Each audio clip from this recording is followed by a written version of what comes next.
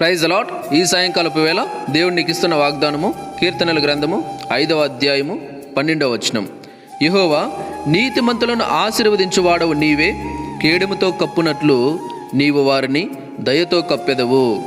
కావున నీ నామమును ప్రేమించువారు నిన్ను గూర్చి ఉల్లసింతురు. దేవుడు ఇక్కడ నీతిమంతులను ఆశీర్వదించేది నీవే, కేడెముతో కప్పినట్లు నీవు వారిని దయతో కప్పెదవు.